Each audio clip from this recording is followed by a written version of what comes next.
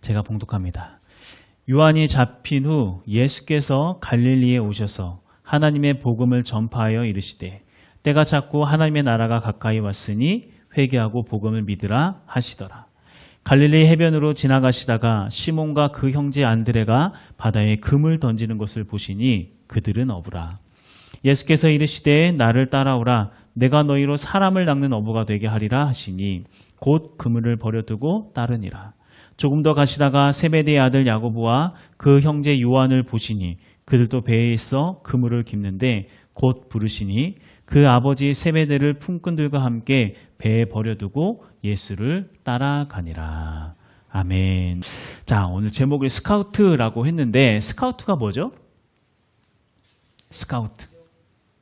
왜 이번에 그 논란이 되고 있는 잼버리에 이제 보이스카우트, 걸스카우트 거기서도 이제 스카우트라는 말을 사용하기도 하는데 또 우리가 흔히 사용하는 스카우트라는 말 언제 사용하냐면은 왜 이제 길거리 가다가 엔터테인먼트 이제 이 사람이 굉장히 뭐 이렇게 가능성이 있어 보이는 그런 사람에게 명함을 주면서 연락해봐라. 이런 식으로 하는 것들 이게 스카우트 한다 이야기 하잖아요. 아니면 때로는 뭐 운동선수 너무나도 막 가능성이 보이는 그 선수한테 가가지고 우리 팀에 들어와라. 이렇게 영입하는 거. 이런 것을 이제 보통 스카우트한다라고 이야기를 해요. 자, 이렇게 누군가를 스카우트할 때 보통 어떤 사람을 스카우트할까요? 맞아요. 가능성이 있는 사람. 그러니까 지금 당장은 뭔가 완전 프로처럼 실력이 있고 능력이 있진 않아요. 그런데 그 안에 들어있는 가능성. 연예인들 같은 경우에는 얼굴에 대한 가능성. 그리고 운동선수 같은 경우에는 그 사람이 가지고 있는 어떤 운동신경이나 그런 능력치에 대한 가능성을 보고 그 사람을 영입하게 되어져 있어요. 자, 이제 오늘 말씀에도 보면은 예수님께서 누군가를 스카우트하는 그런 장면이 나오거든요. 그러니까 우리가 저번 주 말씀에 살펴봤던 것처럼 40일간 광야 생활을 마치셨던 예수님께서 이제 본격적으로 본인에게 주어진 이 땅에서의 사명을 딱 시작하시려고 하는데 하나님께서는 그 시작하는 첫 번째 사건으로 스카우트하는 일을 시작을 하세요. 누군가를 스카우트한다. 그게 누구를 스카우트했냐면 바로 예수님의 제자들을 스카우트했죠. 자, 이때 예수님께서는 어떠한 기준을 가지고 또 왜 그들을 부르셨으며 자, 그러한 제자들의 부르심이 오늘날 살아가는 우리들에게 어떤 의미인지에 대해서 이제 말씀을 통해 함께 알아가 보도록 하겠습니다. 자, 우리 먼저 말씀, 자, 14절과 15절 말씀 한번 읽어볼까요? 14절, 15절. 자, 시작!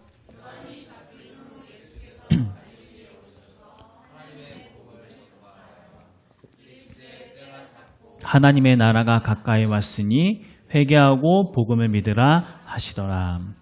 자, 예수님께서 40일의 광야 생활을 딱 마치시고 나서 즉각적으로 뭔가 사역을 딱 시작하시는 게 아니라 어떠한 하나의 신호를 기다리고 계셨어요. 그 신호가 무엇이었는가? 뭐냐면은 세례 요한이 붙잡혔다라는 그 소식을 들으시고 난 후에 그 소식을 마치 신호탄 삼아서 그때부터 예수님께서 하나님의 나라에 대해서 말씀하시기 시작을 하시고 회개와 복음에 대해서 이야기하기 시작하셨습니다. 자, 세례 요한의 붙잡힘이 왜 예수님의 사역을 알리는 신호탄이 되었는가? 자, 여기서 우리는 먼저 이 세례 요한이라고 하는 사람이 상징하고 있는, 가지고 있는 그 상징을 우리가 알아야 하는데, 세례 요한은 구약에서부터 이어져 왔던 선지자들의 종결, 모든 선지자의 마침표를 찍는 역할을 한 사람이 바로 세례 요한이라고 하는 사람이었어요. 즉, 세례 요한의 역할은 메시아, 예수님께서 오실 길을 예비하는 일과 동시에 구약 시대를 마무리하고 새로운 시대를 맞이하는 데에 어떤 분기점의 역할을 하는 그러한 일을 했던 게 바로 세례 요한이었다라고 하는 거예요. 그리고 그렇게 옛 시대가 지나가고 새로운 시대가 딱 들어서는데 그 시대를 여시는 분이 바로 누구였다?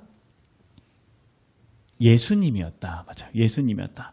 예수님께서는 새로운 시대의 출발을 딱 여시면서 그 첫 걸음을 무엇에부터 시작을 해야 하는가? 제자들을 스카우트하는 그 일에서부터 시작했다라고 하는 거예요. 자, 우리 16절과 17절 말씀 한번 볼까요? 같이 시작. 갈릴리 해변으로 지나가시다가 시몬과 그 형제 안드레가 바다에 금을 던지는 것을 보시니 그들은 어부라. 예수께서 이르시되 나를 따라오라. 내가 너희로 사람을 낚는 어부가 되게 하리라 하시니. 자, 예수님께서 바다에서 고기를 잡고 있는 시몬, 여기서 시몬은 베드로의 다른 이름이에요. 베드로와 안드레를 부르셔요. 그리고 나를 따라와라. 이제 내가 너희를 물고기 잡는 사람이 아니라 사람을 낚는 어부 되게 하겠다. 이렇게 말씀하시면서 제자들을 스카우트 하셨죠. 자, 이렇게 스카우트 제의를 했다라는 것은 그들에게 지금 그들이 살아왔던 삶과는 완전히 다른 삶을 살아갈 것을, 그 다른 삶으로의 초청을 의미해요. 그러니까 일반인으로 살아가는 사람에게 누군가가 엔터테인먼트에 명함을 주면서 너 연예인 한번 해보지 않을래? 라고 했을 때 만약 그 제안을 받아들이면 그 사람의 인생은 어떻게 돼요? 물론 앞으로 성공했냐 안 했냐의 어떤 그런 여부를 떠나서 만약 그 길에 들어서는 순간 이전과는 완전히 다른 삶을 살아가게 되는 것을 의미하는 것처럼 예수님의 이러한 제안은 제자들에게 있어서 너 새로운 삶을 한번 살아보지 않을래? 라고 하는 그 제안을 지금 예수님께서 하고 있다라고 하는 거죠. 자, 그렇다면 지금까지 시몬과 안드레는 어떤 삶을 살아왔기에 예수님께서는 그들에게 새로운 삶을 살아보지 않을래? 라고 그들을 초청하고 계시는가? 자, 16절 말씀 보니까 자, 그들은 뭐 하는 사람이었대요? 어부였다라고 하고 있어요. 어부. 자, 예수님 시대에 어부로 살아간다라고 하는 것은 이미 그들의 미래의 모든 모습이 다 결정되어져 있었다라는 것을 의미해요. 자, 이게 무슨 말인가? 우리 말씀을 조금만 더 읽고 설명을 해볼게요. 자, 19절과 20절 말씀입니다. 19절, 20절 같이 읽읍시다. 시작. 조금 더 가시다가 세베대의 아들 야고보와 그 형제 요한을 보시니 그들도 배에 있어 그물을 깁는데 곧 부르시니 그 아버지 세베대를 품꾼들과 함께 배에 버려두고 예수를 따라가니라. 자, 예수님께서는 앞에서 시몬과 안드레를 부르신 후에 조금 더 가셔서 또 누구를 부르고 계셔요? 야고보 그리고 요한. 야고보와 요한 또한 직업이 뭐였대요? 어부였어요. 그래서 물고기를 잡고 나서 이렇게 그물을 이렇게 다듬고 있는 그 모습을 보면서 그들에게도 스카우트를 하시는 거예요. 자, 그런데 앞에서와는 다르게 20절 말씀에서는 이런 표현을 사용해요. 아버지 세베대를 품꾼들과 함께 배에 버려두고 예수를 따라가니라. 아버지와 품꾼을 배에 버려두고 예수를 따라갔다. 자, 이러한 표현은 물론 물리적으로 아버지를 그냥 배에다 남겨주고 예수님을 따라갔다. 이런 의미도 담겨 있지만 여기서 우리가 한 번만 더 생각을 해보면 자, 고대 시대에 이 예수님이 사셨던 이 고대 시대에 직업을 바꾸는 게 흔한 일이었을까요? 어땠을 것 같아요? 네, 쉽지 않아요. 흔한 일이 아니었어요. 이렇게 개인의 직업을 바꾸는 것도 흔한 일이 아니었을 뿐더러 보통 가업이라고 이야기를 하잖아요. 내 아버지가 어부면은 나 또한 아들 또한 뭘 하는 거예요? 어부하는 거예요. 아버지는 또 본인의 아버지가 어부였기 때문에 어부 일을 하고 있는 거고. 그러니까 계속해서 그게 아버지의 가업이 계속해서 넘어왔다라고 하는 거죠. 그렇기 때문에 지금 내 아버지가 무슨 일을 하고 있는가를 보면은 앞으로 내가 뭘 하게 될지가 훤히 보이는 거예요. 내가 어떠한 삶을 살아가게 될지가 아버지의 모습을 통하여서 훤하게 보인다고 하는 거죠. 그리고 그렇게 아버지에서 아버지로부터 내려왔던 이 모든 삶의 모습을 바꾼다는 게 쉬울까요? 어려울까요? 어렵죠. 쉽지 않아요. 자, 뿐만 아니라 자, 이렇게 물고기를 잡으며 살아갈 때 이 물고기를 잡으면서 이들은 어떠한 삶의 목적을 가지고 그렇게 열심히 물고기를 잡고 살아갔을까요? 물고기를 잡으면서 뭔가 원대한 목적, 엄청난 위대한 꿈을 품으면서 내가 이 물고기를 잡으면서 세계 정복을 하리라 이런 마음을 가지고 물고기 잡는 사람이 있었을까요? 좀 정신이 좀 이상한 사람이에요. 물고기를 잡으면서 세계 정복을 하겠다. 그러니까 이 사람들 그러니까 자기 아버지도 그렇고 아버지 아버지도 그렇고 단순히 직업만 똑같았던 게 아니라 이들은 똑같은 삶의 목적을 가지고 그 삶의 목적이라는 것은 결국 뭐냐면은 어떻게 해야 살아남을 것인가, 어떻게 해야 생존할 것인가, 오직 생존만을 위하여서 물고기를 잡으면서 살아왔으며 또 그렇게 사는 게 당연한 거라고, 그것이 정답이라고 여기면서 오랜 시간 동안 살아왔다고 하는 거예요. 그리고 이러한 사실은 마치 불변한 법칙처럼, 불변하는 진리처럼 나의 자녀들도 마땅히 그렇게 사는 것이 당연한 거야 라고 여겨지는 그 상황 속에서 이 제자들 또한 살아가고 있었다라고 하는 거예요. 그러한 제자들에게 오로지 먹고 사는 것을 위하여 살아가는 것이 당연한 삶이야 라고 생각하며 당연히 그것을 받아들이고 살아가는 그 제자들에게 예수님께서 찾아가셔서 뭘 말씀하셨는가? 이제는 그냥 그렇게 살기 위해서, 생존만을 위해서 살아가는 그러한 삶을 딱 멈추고 새로운 목적을 가지고 새로운 뜻을 품고 내가 지금부터 새롭게 열어갈 이 새로운 세상에 네가 함께 동참해보지 않겠니? 사람을 낚는 그 일에 함께 해보지 않겠니? 이런 제안을 하고 계신다라고 하는 거예요. 결국 예수님께서 제자들에게 스카웃 제안을 하시면서 했던 것은 비단 직업을 바꾸는 것뿐만 아니라 대대로 물려오던 그 삶의 가치관과 삶의 목적, 이렇게 사는 것이 당연한 거야, 원래 세상은 이렇게 살아가야 하는 거야, 이러한 통념화된 세상의 가치관을 버리고 새로운 가치관을 잡고 살아갈 것을 말씀하고 있다라고 하는 거예요. 자, 여러분들은 어떻게 생각하세요? 여러분들 우리도 각자마다의 어떤 직업을 다 가지고 살고 계시잖아요. 여러분들은 무엇을 위해서 그렇게 열심히 살아가고 계시죠? 내가 이 일을 통해서 세계 정복을 하리라, 내가 회원들을 가리키면서 내가 세상을 정복하리라, 이런 생각들? 아마 이 세상에서 이야기하는 가치관 그대로 우리가 생각하면서 살아가는 경우가 너무나도 많이 있어요. 이 세상에서 이야기하는 가치관은 뭐다? 살기 위해서 살아야 돼. 살기 위해서 너 열심히 일해야 돼. 아니면 큰일 나니까. 우리가 가지고 있는 그 생각 그대로 이 시대 사람들 역시 똑같이 살아가고 있었다고 하는 거예요. 그리고 그들을 향해서 예수님께서 찾아가셔서 새로운 가치관으로서 살아갈 것을 제안하셨다라고 하는 거죠. 그런데 그렇게 예수님께서 말씀하신 새로운 삶을 맞이하기 위해서는 반드시 결단해야 할 게 있었습니다. 그게 뭔가? 오늘 말씀에서는 아버지 세베대와 품꾼들을 내버려 두고 제자들이 따랐다라고 이야기하죠.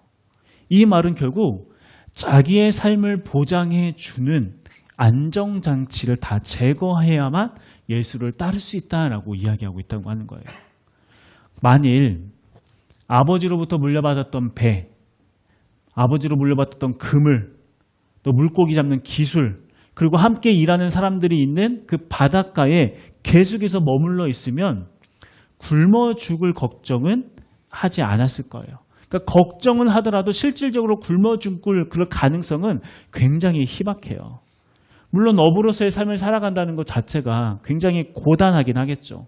하지만 그럼에도 불구하고 그냥 그 고단함 속에서 거기에 맞춰서 살아가면 되니까 크게 문제될 건 없어요. 하지만 예수님의 제안하셨던 그 스카우트, 그것을 딱 받아들이면 이제 어떻게 되는 걸까요? 이제 이 모든 것을 다 버려야 한다고 하는 거예요. 안전한 곳을 떠나서 위험지대로 들어가야 하는 것을 의미하다는 거예요. 보장된 건 아무것도 없어요. 오직 예수님 말고는 의지할 게 없어진다라고 하는 거예요. 그러니까 예수님의 이 스카우트 제안은 이러한 헌신과 위험한 도전이 요구되었다라고 하는 거죠. 자, 그럼에도 불구하고 제자들은 어떻게 했어요? 세베대를 품꾼들과 함께 배에 버려두고 예수를 따라가니라. 아버지 세베대를. 그러니까 단순히 아버지만 버려둔 게 아니라 아버지까지 내려왔던 그들의 삶의 통념과 관념들, 살기 위해 살아야 돼라고 하는 그러한 모든 관념들까지도 다 그냥 내버려 두고 기꺼이 예수님을 따랐다. 안전지대를 벗어나서 예수님을 따르게 되었고 이러한 제자들을 통하여서 훗날 하나님의 나라가 확장되어지기 시작했다라고 하는 거예요. 자, 특히나 이러한 예수님의 스카웃은 이 마가복음 시대의 사람들에게 있어서 굉장히 더욱더 중요한 의미가 되는 것 중에 하나는 사람은 위기 상황에 놓이면은 본능적으로 현실에 안주하려고 해요. 그렇지 않나요? 뭔가 생존에 대한 어떤 위협이 생기고 위험이 딱 찾아오면은 뭔가 안정감을 계속해서 추구하게 되고 그래서 현실에 수긍하고 변화를 거부하게 됩니다. 마가복음 시대의 그리스도인들 역시 마찬가지였거든요. 우리가 늘 몇 번 계속 이야기를 했지만 그들은 급변하는 시대 속에 살고 있었어요. 무엇보다도 지금까지 경험해보지 못했던 로마 정부로 인해서 닥쳐오는 핍박과 환난, 그리고 그 앞에서 속절없이 당하고 죽임당하는 그런 그리스도인들을 눈앞에서 보면서 살아가고 있는 그런 시대였어요. 자, 이러한 그 핍박을 통하여서 그 로마 정부는 세상은 그리스도인들에게 경고하고 있었다라고 하는 거예요. 변화하려고 하지 말고 네 마음 바꾸려고 하지 말고 그냥 이전처럼 살아가라. 예수가 가져주는 새로운 가치관, 새로운 삶의 목적 그런 거 다 허상이야. 의미 없어. 그런 거에 마음 빼앗기지 말고 너 그냥 원래 살던 그 모습 그대로 그냥 살아가.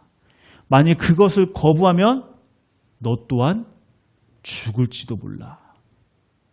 자, 이러한 세상의 위협 앞에 어땠을까요? 수많은 그리스도인들이 그들의 그 위협 앞에 벌벌 떨면서 예수님의 스카웃 제안을 다시 다 거부하기 시작을 하는 거예요. 새로운 가치관을 가지고 하나님 나라를 위하여 살아갈 것을 완전히 거부하고 그냥 원래 살던 모습 그대로 살아갈 것을 다시 마음으로 다짐하는 겁니다. 다시 생존을 위하여 살아가는 삶. 그냥 특별한 어떤 원대한 목적이 아니라 그냥 이 땅에서 하루하루 잘 살기 위하여 살아가는 그러한 삶. 그러한 삶을 살아가겠다고 마음먹은 그리스도인들이 점점점 늘어나고 있었다라고 하는 거죠. 자, 그렇게 예전의 모습으로, 예전의 가치관으로 돌아가는 그리스도인들을 향하여서 이 마가복음 말씀에서는 예수님의 말씀을 통해 그들이 뭐라고 말씀하시는가? 우리 15절 말씀을 다시 한번 읽어볼까요? 15절 시작.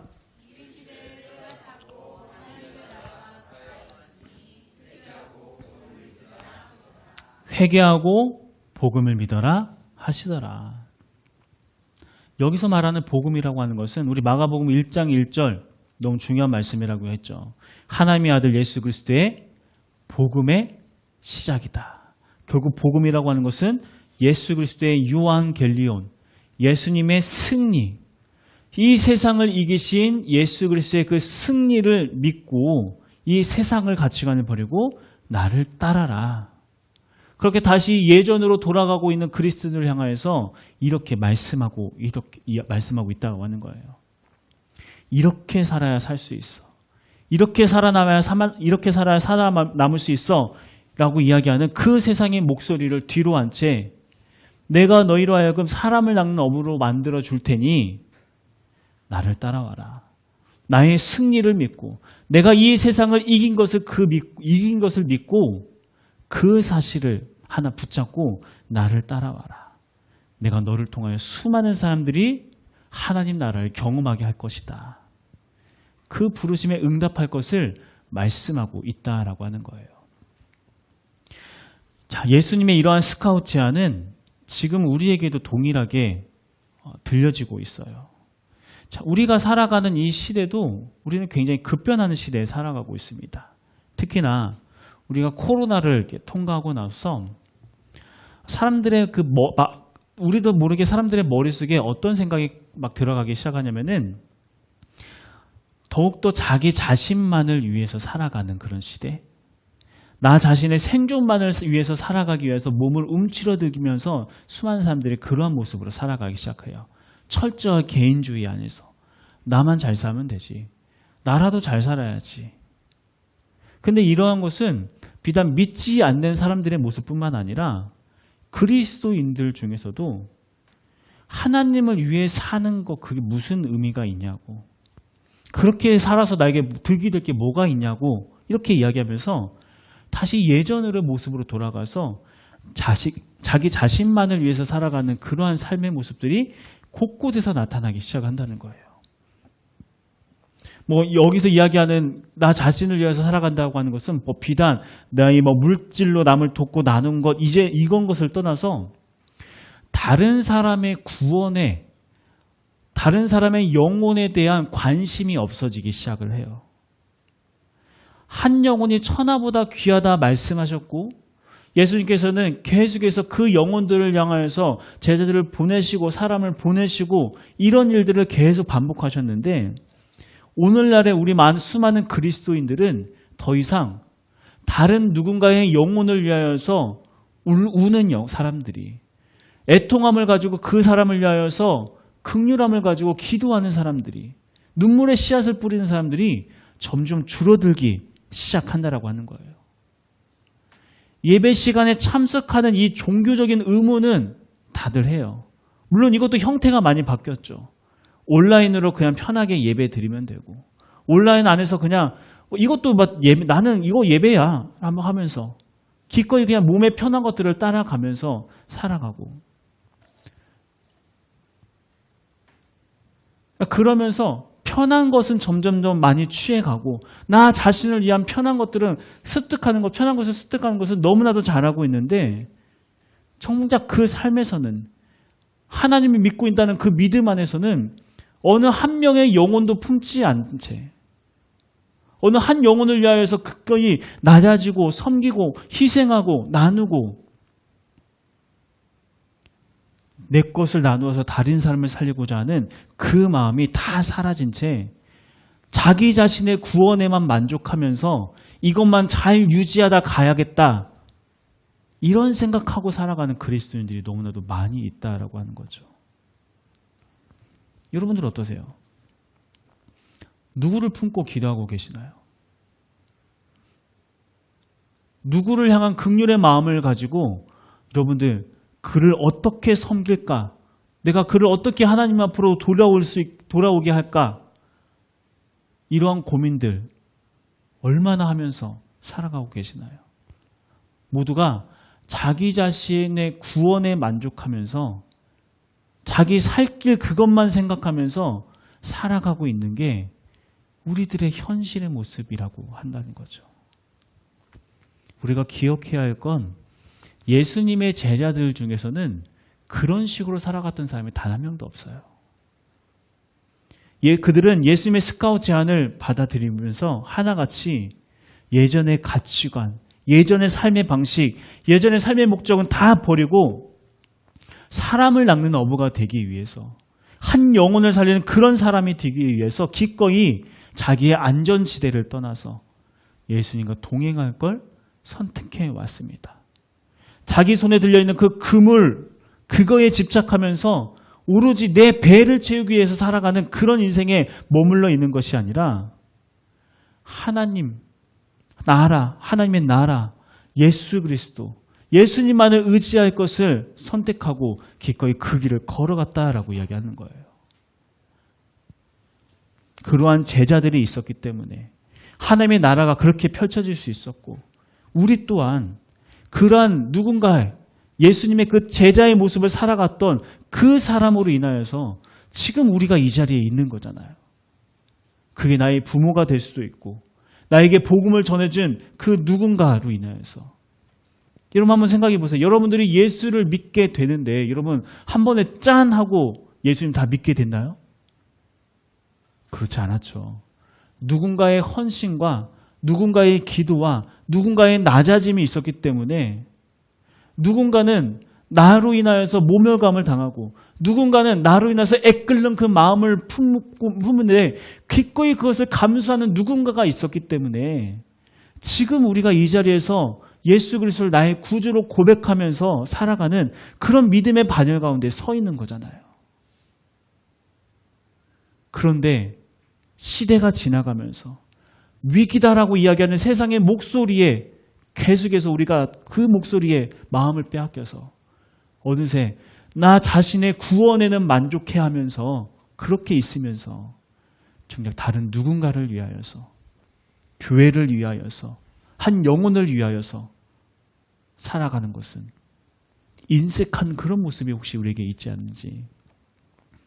그래도 참 감사한 것은 이번에 우리 성경학교를 하는 모습을 보면서 이 안에서 이렇게 헌신하고 수고하시는 이런 분들이 도대체 무엇을 위해서 이렇게 할까?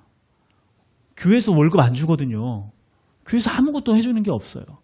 그럼에도 불구하고 정말 그 어린 한 영혼을 위하여서 그 안에서 생겨나는 그 부대낌과 힘듦과 육체적, 마음적인 이 어려움들을 기꺼이 감수하면서 그 일을 해나가는 그 모습들을 보면서 우리 포도원 교회는 그래도 하나님께서 정말 희망을 주시고 이곳 가운데 정말 하나님께서 놀라운 일을 행하시겠구나. 그러한 소망이 생겨요. 비단 우리 성경학교뿐만 아니라 여러분들이 이렇게 완성되어 있는 이 예배의 어떤 공간에 와 계시지만 여러분들이 앉아있는 의자 하나하나, 바닥 하나하나, 여러분들이 마시는 물 한 잔까지도 누군가의 희생과 섬김, 누군가의 낮아짐, 자기 거의 찢음, 이러한 것들로 인하여서 우리가 이렇게 아름다운 공간에서 편안하게 예배를 드릴 수 있게 되어졌다고 하는 거예요. 우리는 누군가의 희생과 사랑, 예수님의 제자된 모습으로 섬겼던 누군가의 그 낮아짐을 통하여서 우리가 이렇게 누리고 있다라고 하는 거예요. 그리고 그런 우리들을 향하여서 예수님께서 뭐라고 말씀하신다고요? 너희도 나를 따라와라. 너희도 나의 제자로서 따라와라. 내가 사람을 낚는 어부가 되어줄게. 아직도 이 땅에는 복음을 듣고 그 복음을 듣고 회개하고 나의 품으로 돌아와야 할 수많은 영혼들이 있는데 이제는 너희들이 그 일을 감당해야 한다. 우리에게 스카웃 제안을 하고 계신다고 하는 거예요. 만약 우리가 여전히 내 눈앞에 보이는 물고기, 그물, 배 이거에 집착하고 있으면 우리는 아무것도 하지 못해요. 여전히 그냥 내 개인의 구원에만 만족하면서 이기적인 그리스도인으로서 살아갈 수밖에 없다라고 하는 거예요. 하지만 정말 내가 받은 이 은혜가 누군가의 희생과 사랑으로 인하여서 얻어진 그러한 은혜라는 것을 다시 한번 기억한다면 무엇보다 나에게 주어진 이 영혼이라는 이 생명이 예수 그리스도의 십자가의 그 죽으심으로 말미암아 희생으로 말미암아 주어진 그런 인생이라는 것을 그런 인생이라는 게 우리 마음속에 새겨진다면 우리가 다시 한번 우리를 향하여 부르시는 그 예수님의 스카웃 앞에 묵묵무답으로 반응할 게 아니라 기꺼이 나의 것을 버리고 나의 모든 가치관을 버리고 예수를 따를 것을 선택해야 한다라고 하는 겁니다. 특히나 여기서 그렇다고 모든 직업을 다 버리고 그러면은 신학교로 가라 그런 이야기를 하는 게 아니에요. 여러분들의 삶의 목적을 다시 바로 잡으라고 이야기하는 거예요. 하나님께서 여러분들을 부르신 그 자리에서 무엇을 위하여 살아가는가에 대해서 나는 무엇을 위하여 사람을 가리키고 있고 나는 무엇을 위하여서 일하고 있고 나는 도대체 무엇을 위하여서 살아가고 있는가. 그 삶의 목적이 하나님의 나라에 두기 시작할 때 우리는 예전처럼 어떤 꼼수로 살아갈 수가 없어요. 이기적으로 살아갈 수가 없어요. 왜냐하면 나의 목적은 잘 먹고 잘 사는 게 아니니까. 하나님의 나라를 위한 것이니까. 그러니까 하나님의 나라를 위해서는 정직해야 하고 더욱더 성실해야 하고 누구보다 더 희생할 줄 알아야 하고 이러한 삶의 모습으로 살아갈 것에 대해서 예수님께서 우리를 스카웃 제안하고 계신다라고 하는 거죠. 그리고 우리가 무엇보다도 잊지 말아야 할 것. 우리를 그렇게 부르시는 분이 누구인가? 우리를 그러한 삶으로 이끌고 스카웃하고 계시는 그분이 누구인가? 하나님의 아들 예수 그리스도십니다. 하나님의 아들 예수 그리스도가 우리를 그렇게 부르시고 계세요. 처음에 스카웃할 때 그 사람이 가지고 있는 가능성을 보고 그 사람을 스카웃한다라고 이야기하죠. 우리가 가지고 있는 가능성, 하나님께서는 우리 안에서도 가능성을 보고 계신다는 거예요. 어떠한 가능성인가?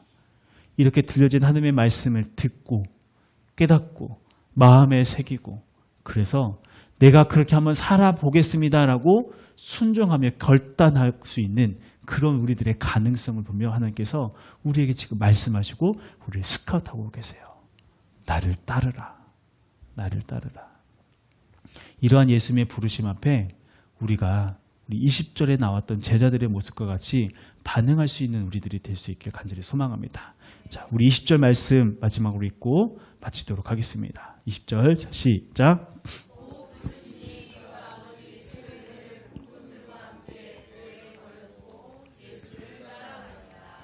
아멘.